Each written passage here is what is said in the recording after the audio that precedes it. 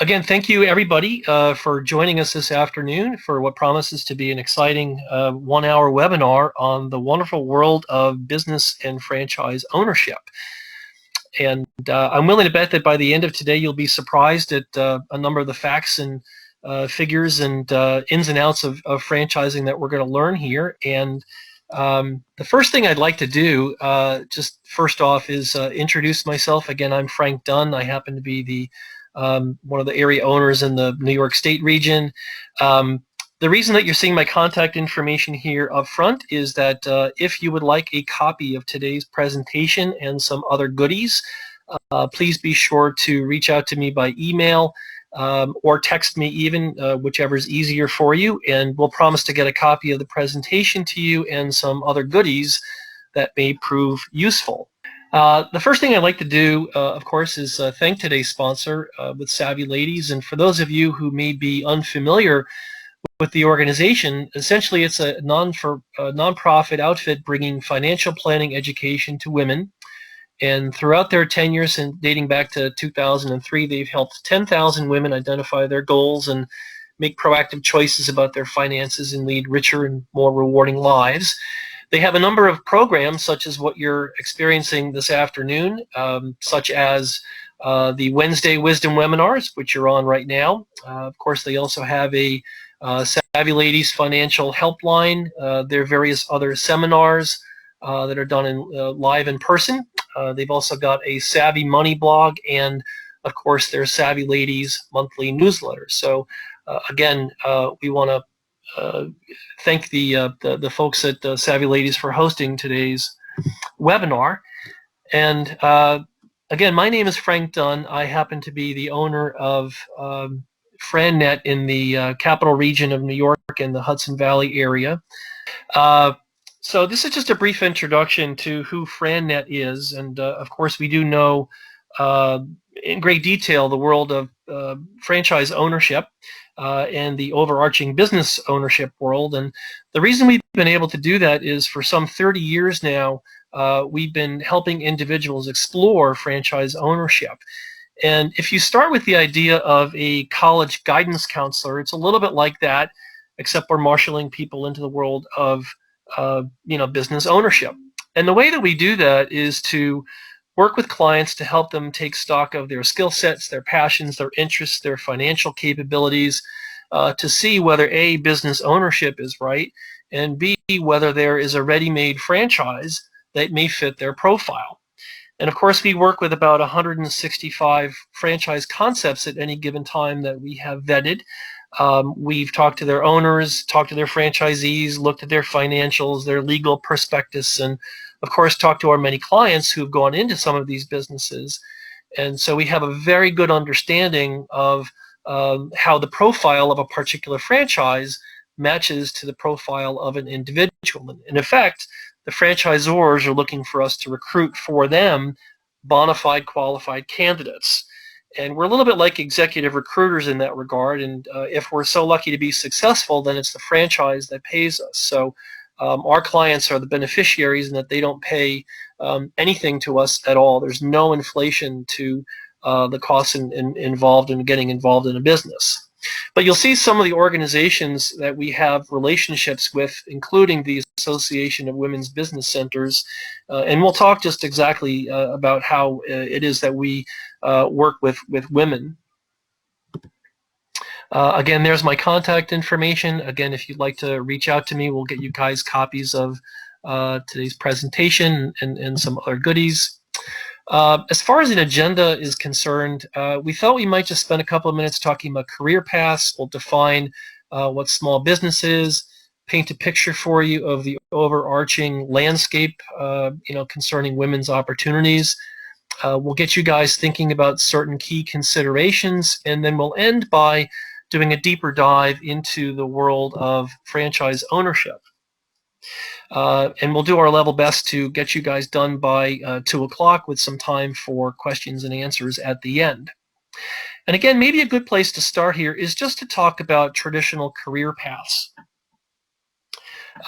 And, in days of yesteryear, it used to be that you could work for a single corporation, you spend 30 years, At the end, you get the gold watch, the set of golf clubs, and you retire off into the retirement sunset with even maybe a pension.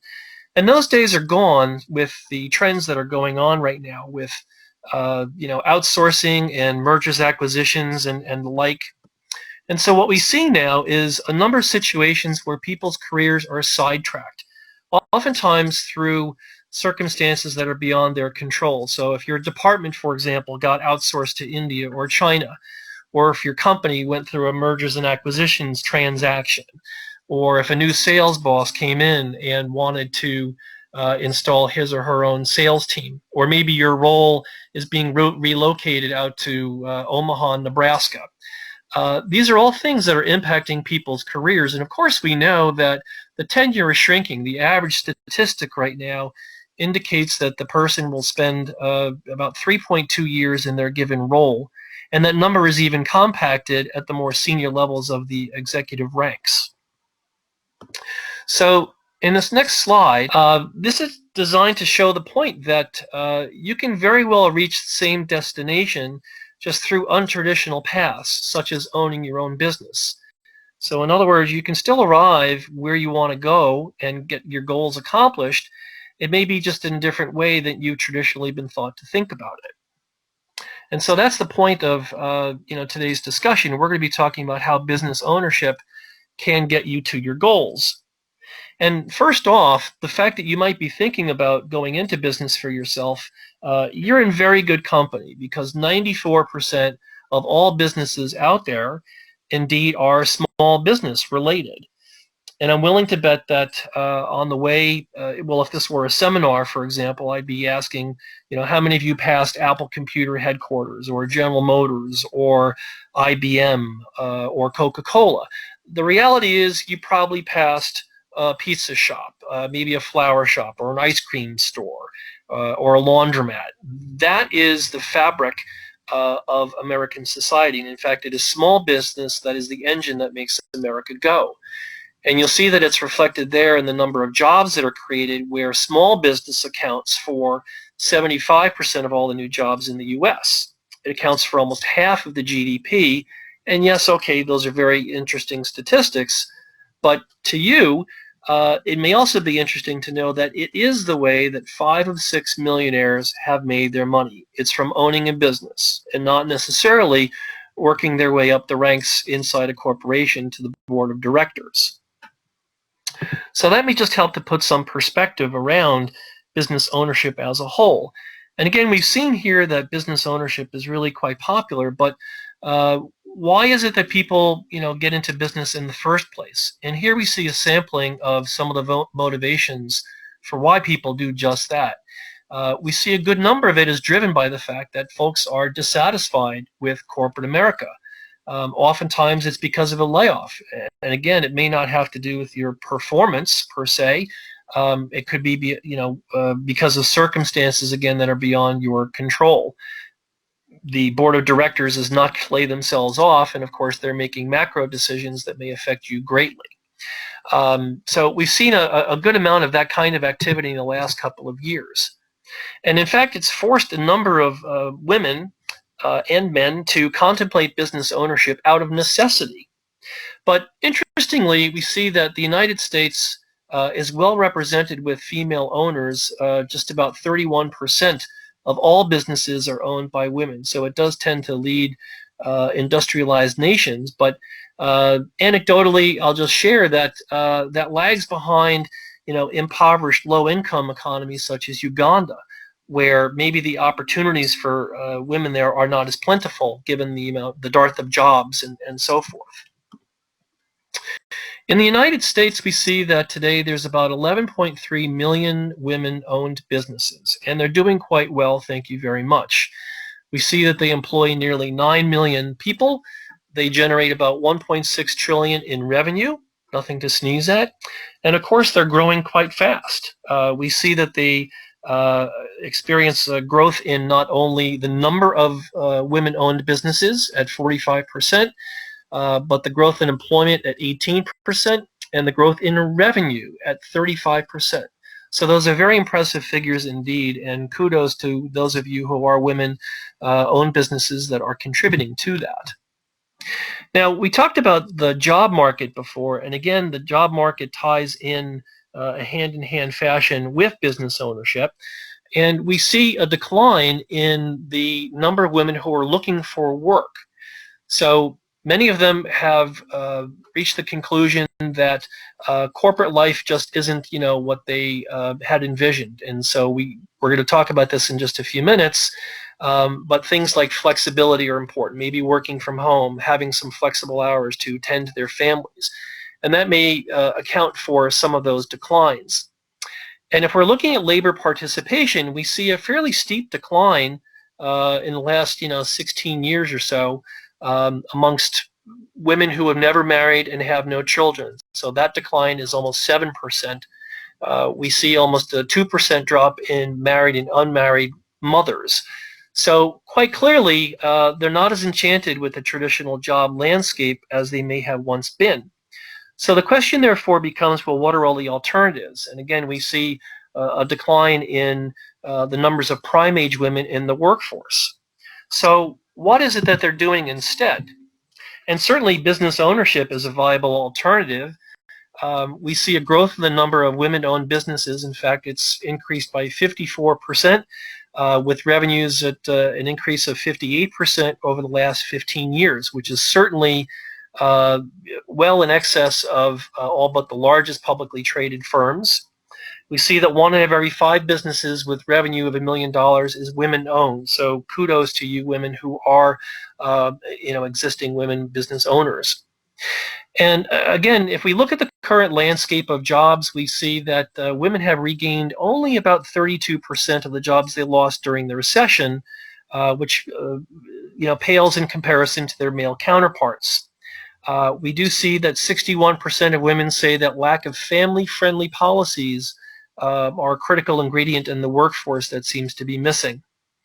Nearly 3/4 of women are saying that they would go back to work if there were things like flexible hours or the ability to work from home. And interestingly, we see that 9.2 out of 100 women in the workforce are planning to start an entrepreneurial activity or have one started for a maximum of 3.5 years. So the question you might be asking yourself is, okay, what happens to those individuals who have the dream of pursuing their entrepreneurial ambitions but never act upon them? Or why is it that those businesses have a maximum of 3.5 years? What do they do for the long term? And so those are some questions that we can try and answer by perhaps addressing the issue of risk.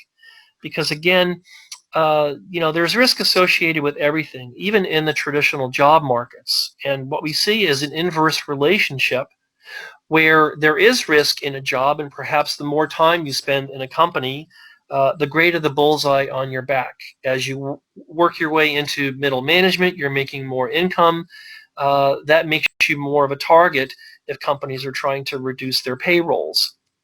And so the question is, do you really want to be 52 years of age with 2.2 kids to send through college to have your job suspect to some kind of downsizing? There's a lot less control that you may see in that kind of a situation. And again, there is risk in entrepreneurship. We should face those facts, but it is inverted. And it's explained simply by the fact that every business on the planet, franchise or otherwise, goes through the same crawl, walk, run orientation. And the secret ingredient there is simply time, because it takes time for you to get your feet wet, for you to win clients and earn their trust so that they can refer their other clients and friends to you, so that they can retain your services for recurring revenue purposes. For you to know what marketing ingredients work, for you to get the right people in place on your staff. And so again, time is the most essential ingredient. And what we see is many business failures result from people pulling the plug on their businesses before it ever had the chance to be commercially successful. So just something to bear in mind. But we also want to look at the reason that women don't get into business in the first place. And MasterCard has done a study this year, and what they found was that the number one reason, was that there was a lack of financial funding. Certainly nothing unique to women, but that was by far the number one issue. And then, other possible considerations, constraining them from going into business were regulatory restrictions, maybe a lack of self-belief, maybe a fear of failure, sociocultural restrictions, and maybe even a lack of training and education. So those are all things that may be addressed by franchising, and we're going to get to that in just a little bit. But it's first important to understand what your options are. So to do that, we're going to look at three key areas. And of course, those of you who may have an idea already that you'd like to pursue entrepreneurially, a startup is a great way to go. It has many advantages. It has a huge upside. If it catches fire in 60 minutes, decides to do an interview, it's you that gets interviewed. I think we also have to face facts in that it does represent some of the biggest areas of risk. It's much harder to get financing for a startup. You're going to have to create systems from scratch.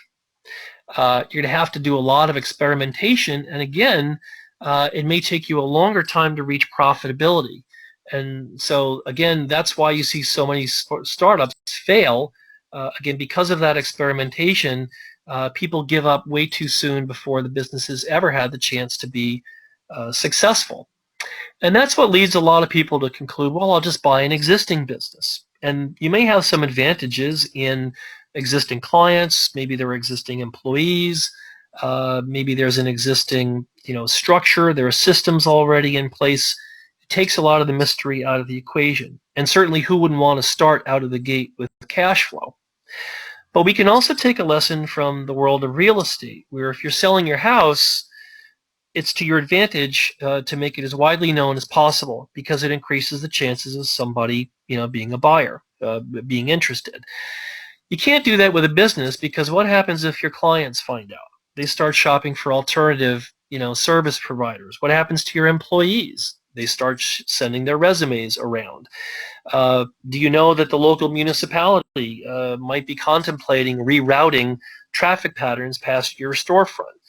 So there's a whole host of considerations to think about there, and not to mention the fact that the seller is going to tell you everything that you want to hear. We call that happy ears. And the question you've got to ask yourself is, all right, the seller's going to tell you that they'll be available to help with the transition for the next 6 months. But how do you really enforce that when they're on the beach in Florida? So not to suggest that buying an existing business can't work, but that you have to have a much higher degree of good faith in order for that to be successful. And that's what leads a lot of people to the world of franchising. And let's see if I can advance the slide here. There we go. Before I get into some descriptions about what franchising entails, it's important to understand the ingredients that go into running a successful business. And I don't think it really matters what the business is. These are 5 key areas that you see on screen that are required to make any business hum along at full operating capacity. And it starts with customer acquisition, customer retention, customer referrals. The 3 of those tend to deal with sales. And then you've got marketing, and the last bucket is fulfillment or operations. And so here's where you want to start thinking about the fit of a business. And for example, if you know yourself well enough to know that you are not a particularly strong salesperson, you probably don't want to find a business that requires you to be strong in that area. So if you know that you're a little bit of an introvert in that you won't knock on doors, or you're a little bit gun shy about passing up business cards at networking events, a business that focuses on those first 3 areas is probably not for you. But regardless of that fact, you're going to have to figure out that solution as well as each of these silos. So the question you now want to ask yourself is, how much of that heavy lifting responsibility do you want to rest on your shoulders? And wouldn't it be helpful to know that you have some assistance to help with each of those areas? That's where the idea of a franchise comes into play, because they've got well-defined systems that include training and support and infrastructure. and there's a lot of the mystery taken out of the equation as far as what audiences should you be reaching out to? Who are your clients? What's the best way to reach them? What kind of marketing vehicles are you going to require? How much will you be required to spend? As far as staff, how many people will you be in need of? How are you supposed to recruit them? What do you pay them? How do you retain them? These are all things that a well-defined franchise is designed to help you answer up front. And real quickly, what franchising is essentially is a licensing arrangement. You sign a license typically for a period of about 10 years, and in exchange, you're going to get access to all the names and the trademarks, the products, and the business systems. Now, you're going to hear that word systems a lot from here on in. What we are looking at, for example, is a PowerPoint presentation from Microsoft. So to anybody who's ever installed a piece of Microsoft software on their laptop, you're probably pretty familiar with the idea of franchise licensing, because when you first install the software, you click on that little button that says, I accept terms and conditions. Franchising is not too terribly different. They're going to give you a set of rules and regulations and parameters within which to work to achieve your goals. And in exchange, the franchise is going to seek some compensation in the form of an initial franchise fee, the upfront cost of getting involved in that license. Typically, it's in the range of $25,000 to $50,000. And then there are ongoing royalties. And this is really where the franchises make their money. And it's not pure profit. There are costs associated with running a headquarters and payroll and infrastructure and strategic alliances and marketing and that kind of thing. And that's essentially where franchisee royalties go. Now, you'll see a nice little bumper sticker at the bottom of the slide that talks about the real benefit of franchising, where you have strong systems. So save yourself stress, time, energy, and money. And if you take the first letter of each word, it spells out systems, which is really what franchises are all about. And why franchising works in the first place is that it offers a proven systematic approach to not only starting but staying in business. It takes a lot of the mystery and risk out of the equation. They've got experience that they can lend, and you may be working with executives that have been in a particular industry for a number of years and know every facet of it to help set you up for success. And by and large, franchises are fairly simple businesses. Nobody's building military-grade weapons to shoot into space. You're generally talking about easy businesses that can be taught from person to person. And everything that you need to know about a franchise will be taught to you by the franchisor through things like training and ongoing support. Name recognition, certainly a very big benefit to some businesses. Point to the example of Meineke, where if you were an independent auto body shop, well, how long do you think it would take to reach the same kind of brand recognition as a Meineke, which has established its name over a 40-year period? Sales, marketing, and operational systems. Well, it might be beneficial to know that the franchisor has an array of PowerPoint presentations and brochures and one-sheeters and trade booth materials and so forth for you to leverage, so that you need not waste time thinking about the content and securing photography rights and looking at distribution. In fact, what you're going to see is a great amount of benefit from being able to share some of the costs associated with that and resources with other franchisees that are in the system. And so the culture of teamwork is particularly important. And I should mention, FranNet happens to be a franchise, and I will tell you it's enormously helpful to be able to talk to other franchisees. And of course, no one is beholden to another, but it's helpful to know what's going on in the industry or what other franchisees' experience is. Or, hey, gee, did you happen to see that news release about a new franchise that came on the market? Or did you, attend the latest trade show? There's a great amount of value. And so when you put it all together, the benefits of franchising allow you to be in business for yourself, but not by yourself. And we see some of those attractions being a particular appeal to the demographics you see on screen, beginning with women, where we have seen a 71% increase amongst women in franchising over the last couple of years since 2011. And in fact, we now see that some 1/4 of all new franchise purchases are done through women. And it is, of course, interesting to note that oftentimes husbands and wives and other couples go into business, together as well. So there's that statistic. We do see an increase amongst women, but also anecdotally, we see an increase in franchise ownership amongst the youngsters, or ages 20 to 39. So again, I think it's for many of the benefits that we saw on the previous slide. And so who is it that's buying these franchises? And we're going to see a variety of individuals here, not only at the C level and vice president level, of course, at the executive ranks, but we see, 1/5 being at the director level, a little more than a fifth being at the manager level.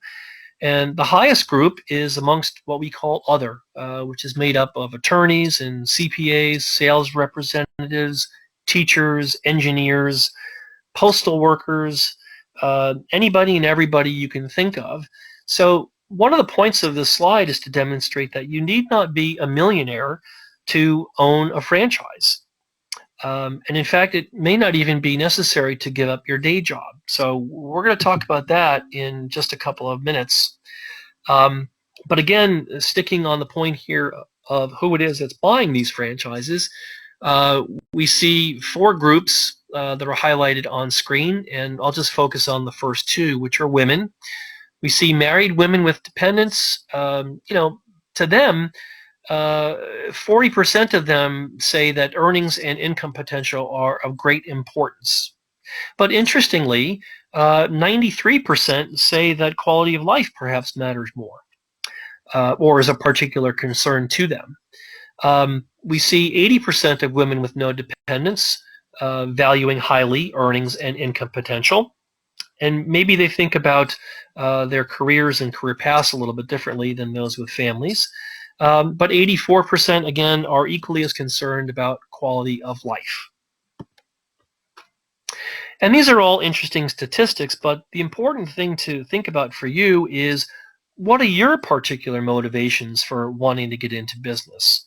And so we see a sampling here of various people's motivations, but you want to start thinking about the life that you want to build for yourself. And maybe this represents one of the very first few times when you can start designing your own personal blueprint and how a business can help you reach your goals.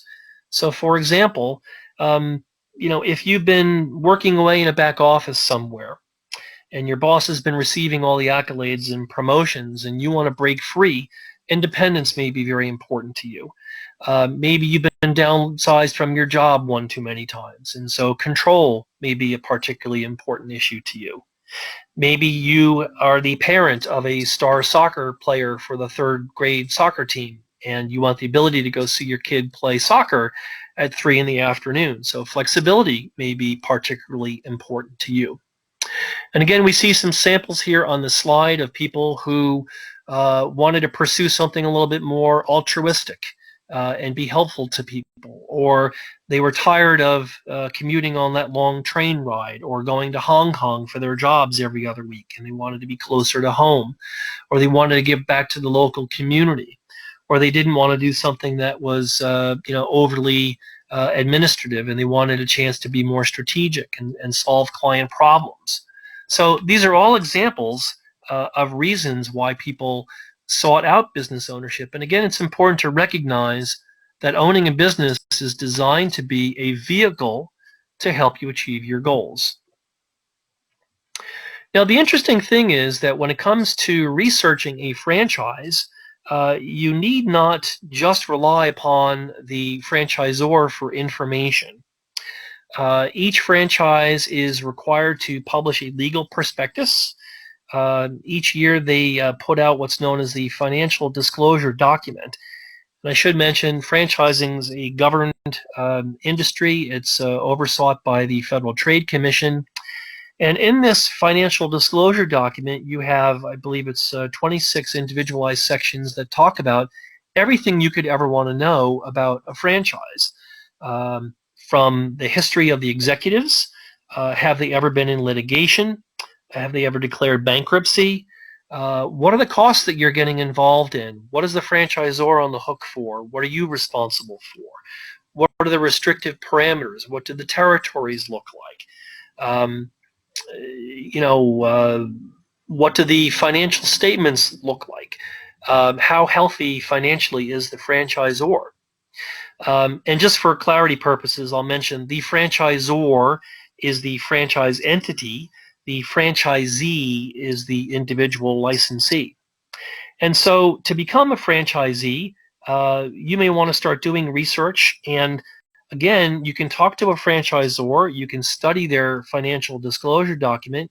But if you see bullet number 10 on this slide, you see that this document has the list of franchisees, both past and present, or past at least dating back 2 years. Well, why is this important? Because you now have the opportunity to complement an academic understanding of the opportunity by getting real-world feedback from talking to the franchisees. So you're encouraged to actually talk to between 8 and 12 franchisees who are doing exactly what you're proposing to do on a daily basis. And not only would we advise you talk to the top performers, but you'd also want to get perspective from the everyday Joes, the underperformers, and yes, even the failed franchisees, because it's important for you to know which group you gravitate towards the most. So very useful information comes out from those discussions. Real quickly, I think we now have an understanding of what franchising is. Let's talk about what franchising is not. And first and foremost, franchising is not just fast food and retail. There are some 3,800 concepts in 300 industries, and 1/3 of them can be invested in for less than $100,000. And we'll talk about investment criteria in just 1 minute. Success is due to product quality. Well, if you look at the example of McDonald's, the superiority of their hamburger is not the magic ingredient for their success. It is because of their systems. So you need not think that you have to have the best product out there. Can't succeed with competition. Well, if a business out there does not have competition today, there's a very strong likelihood that it will have competition shortly.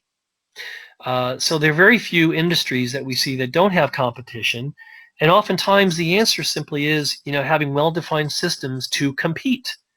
And what we see in franchising is these well-defined systems paying dividends at the expense of a lot of moms and pops.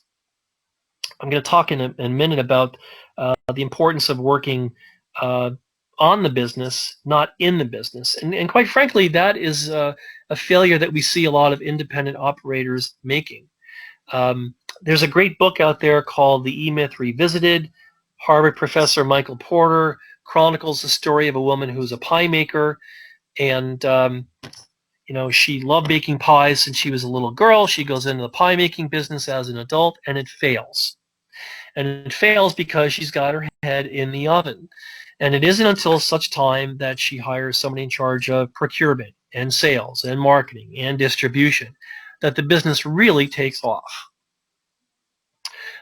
Franchises are expensive. Well, that's true. Some are, but not all. And we're going to see in a minute here how franchise investments really do span quite a number of different ranges.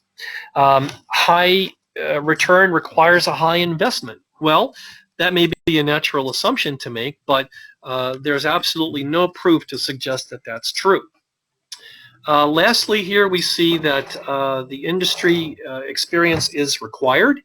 That might be a little bit more important for an independent business where maybe you're looking for more of an apprentice type situation because you have to learn the business. Well, in the case of a franchise, you already have a well-defined, well-established roadmap to follow. So again, it serves the purpose of taking some of those mysteries out of the equation.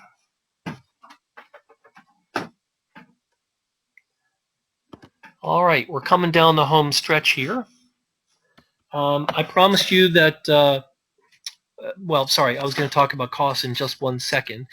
But real quickly, I want to paint a picture for you of the landscape of various opportunities out there. And this slide, you're going to see a good number of different franchise categories, everything from quick service restaurants to personal services, commercial and residential services, business. And at the end of the day, a very convenient way to look at them is that they all boil down to 5 major categories, beginning with food, retail, automotive, business to consumer, and business to business. Now, I'm willing to bet that at the start of today's presentation, when you knew we were going to talk about franchising, you probably thought about McDonald's. And I understand the reason why. But let me ask you if this sounds appealing, because if you did own one, you very well could have spent $3 million and you could, be pulling out $30,000 in income.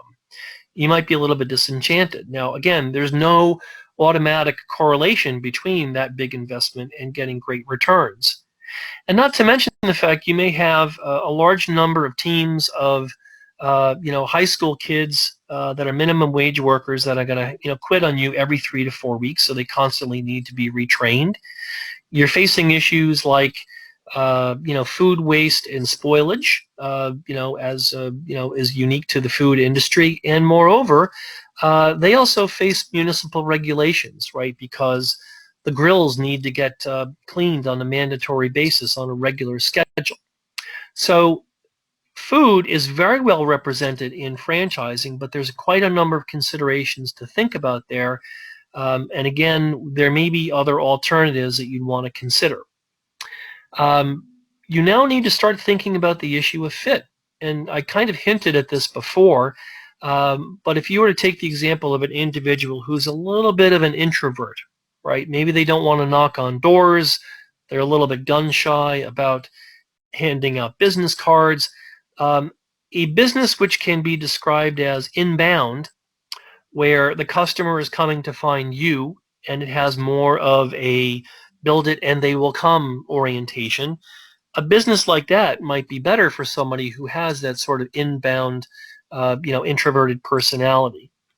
Outbound businesses are represented in things like, sign companies, where maybe you've got a warehouse in an industrial park. It's a place where your clients are coming to visit and designing posters and advertisements and banners, but they may not be walking out with the finished product. Bridge opportunities. Think about businesses like painting or cleaning, where you've got a 1,500 square foot office. It's not sexy, but it's a place for your employees to come grab their supplies and then go off into the market and service the clients that you've lined up for them. Franchising has a unique opportunity called area development, where you get the chance to partner with a franchise to help recruit for them other franchisees in a particular market. Now, that's a fairly specific area of franchising, and I'm happy to talk to anybody that is interested. The last bucket is simply sales and service, and it sounds just like it's described there, where if you like knocking on doors and passing out business cards, there's a good number of franchises that are consulting oriented, or ones that require you to focus on client relationship building and the like. In terms of cost, we see the various ranges here. The largest, of course, is that tier of opportunity that requires $100,000 to $250,000. Worth mentioning again is you've got 11% that are under $50,000 and 16% that are 51 to 100.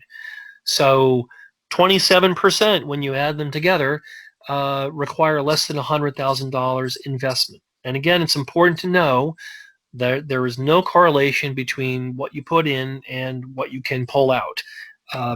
It varies too widely. And obviously, those are not insignificant investment levels.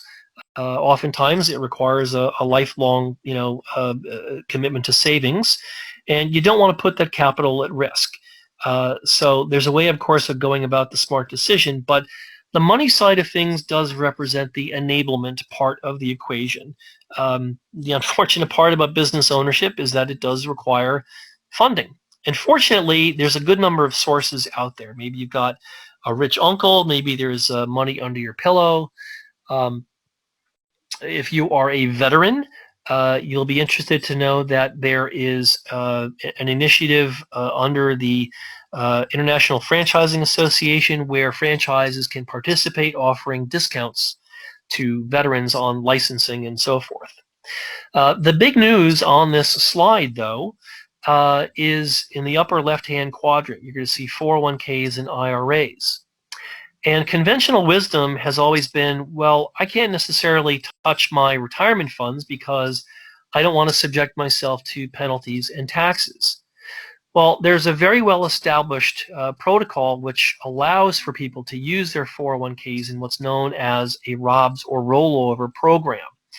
And it's a little bit complicated. There are firms that specialize in this activity, but in principle, you should know that you can use some of your retirement monies to contribute towards what we call the funding cocktail, where maybe you're paying 1/3 of the investment from liquidity.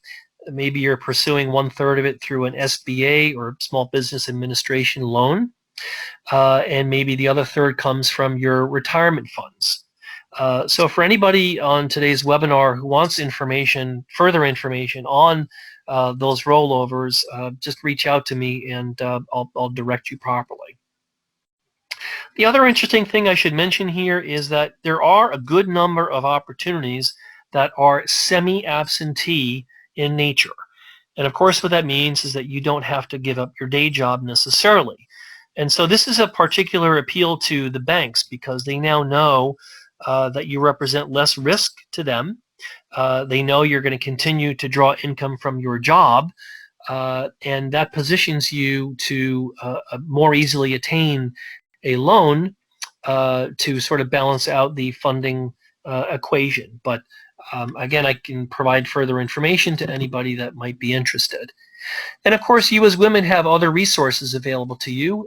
There are SBA women's centers across the U.S. There is the NAWBO group and women-based federal contracting programs. So, again, you can reach out to the Small Business Administration itself, or again, reach out to me and we'll direct you properly. So now that you have all this wonderful information at your fingertips, you know what franchising is, you know the reasons why people get into it and why you might get into it, what the costs are, how you would fund it. Now comes the time to figure out whether this is truly an option for you. And this is one of my favorite slides. What it does is it talks about what your goals are. And we've got 4 concentric circles, one of which talks about that which you love, that which the world needs, i.e. demand, that which you can be paid for, and that which you are good at. So I think you'll agree that if we can find an opportunity for ourselves that is in the dead center of those 4 circles, we have found ourselves a winner. But I think you can appreciate how difficult it is to do at times.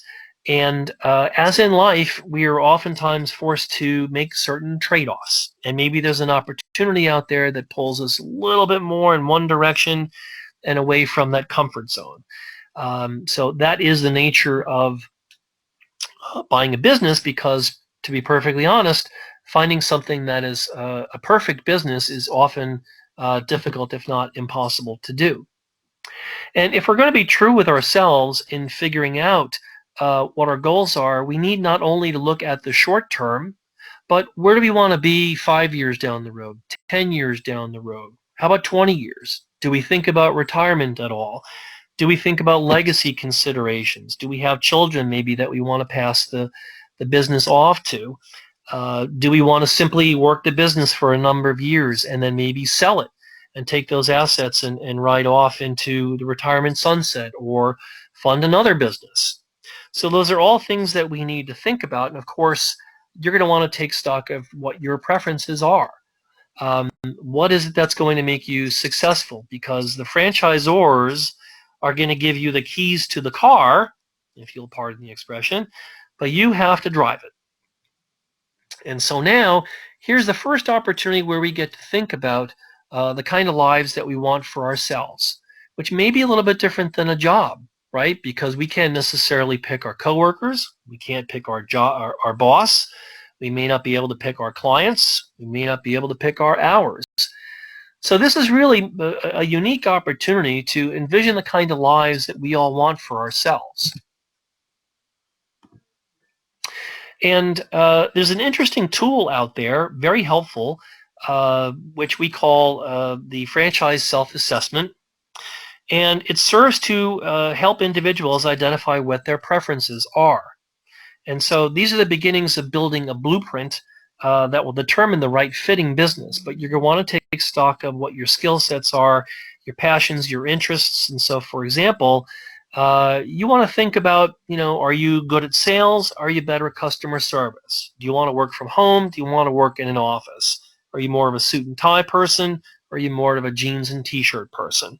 Are you okay with blue collar versus white collar? Do you want big teams of employees or small teams? Would you rather be a solopreneur? These are all things that you want to start thinking about in the way of building your own personal blueprint. And the way that we do that is with this self-assessment. And we truly want to know, what makes clients tick. And we need to know that before we can ever build out the blueprint or their model. And of course, that's a necessary step before any, responsible matchmaking can be done. We've actually been called sort of the eHarmony of franchise matchmaking. But a lot of this information is useful, before one can begin their research. And again, the research is sort of multi-phased, where an individual can talk to the franchisor. They study the financial disclosure document. They can talk to the franchisees. And of course, no money has exchanged. And on average, the individual probably about month 3 or 4 decides, hey, this is worth a deeper look, and why don't we now go down to the franchisor's headquarters, meet the team, and meet the folks that are going to have a hand in our success. And so that's really the first moment where money does exchange hands, and maybe it's no more than a hotel stay and airfare. But if the self-assessment is an X-ray, the follow-up step to that would be sort of a in-person diagnosis or evaluation of what the results say, and that kind of generally kicks people's exploration off into an evaluation of the opportunities. And this is just a real quick highlight of how beneficial it is to do your research this way. And of course, somebody can just go to the entrepreneur.com top 500 rankings, and what you'll see in places like there are rankings of the best franchisors from the franchisor's perspective. And gee, how wonderful it is that Hampton Inn is #1 and they're making millions of dollars. What you want to know is details about things from the franchisee's perspective. You want to know whether these businesses are going to get you to your goal.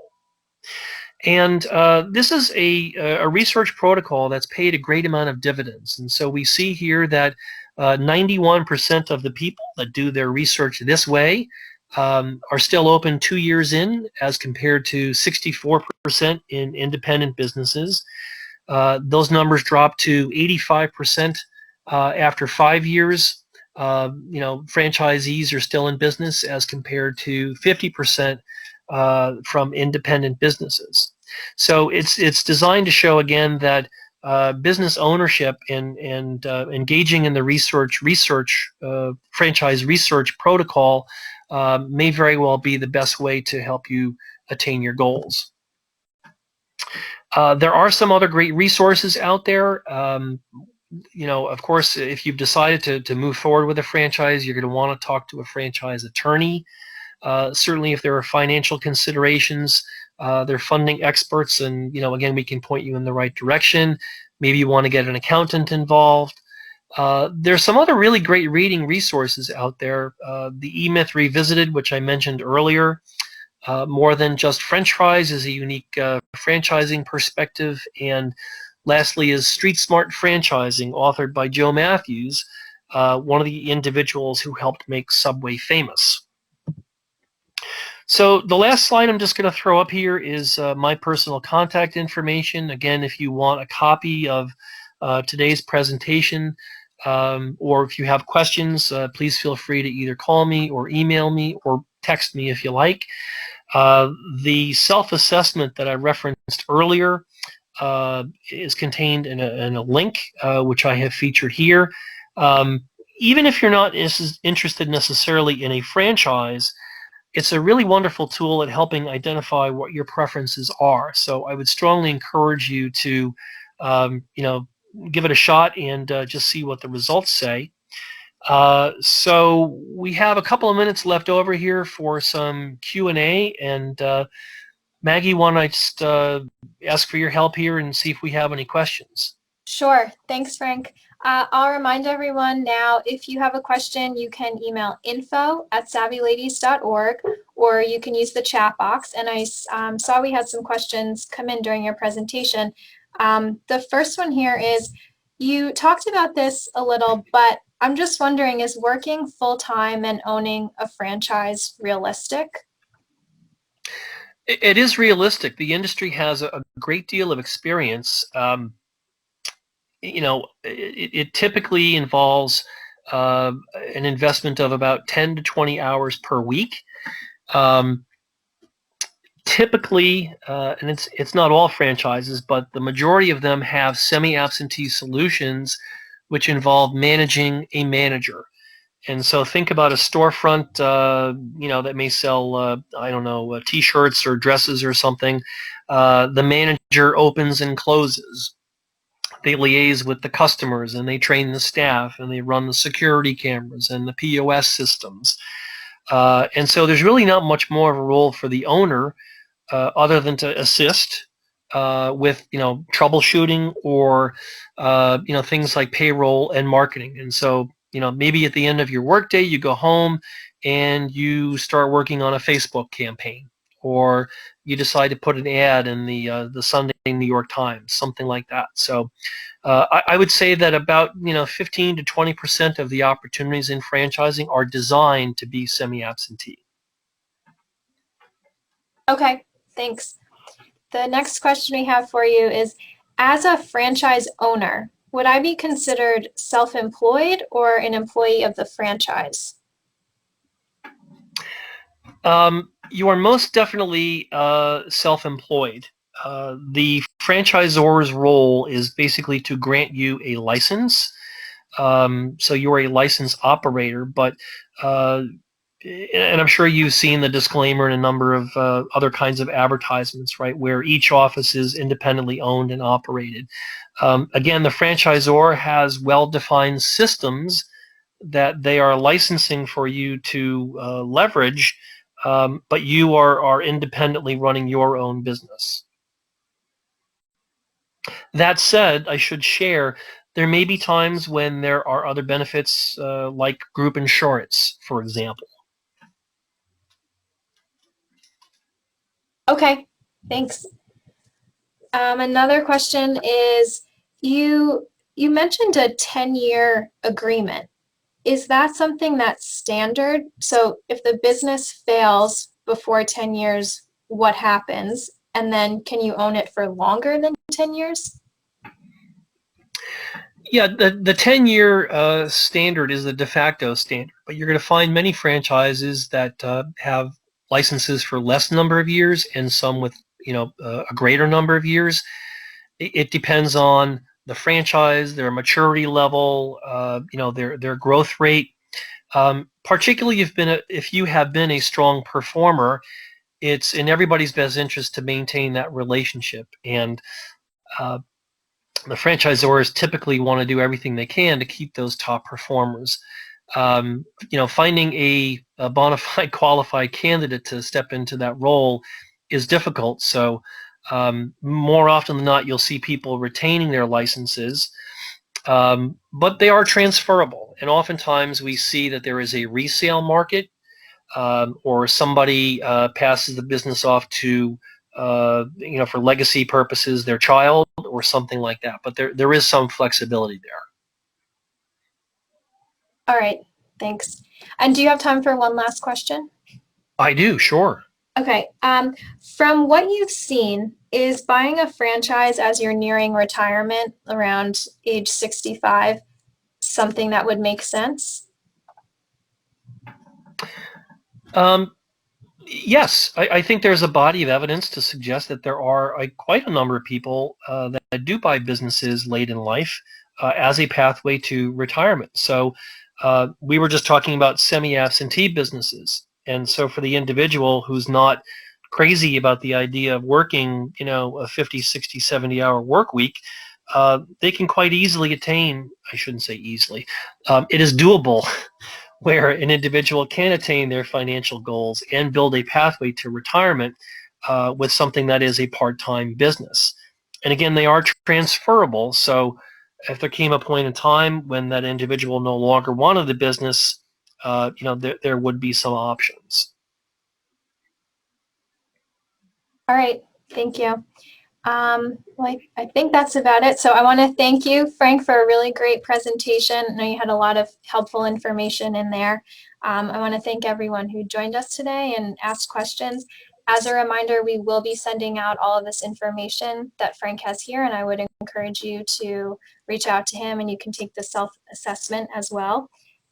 Thank you again so much, Frank. Thank you, Maggie, and savvy ladies. I appreciated the hour. Thank you. Bye-bye.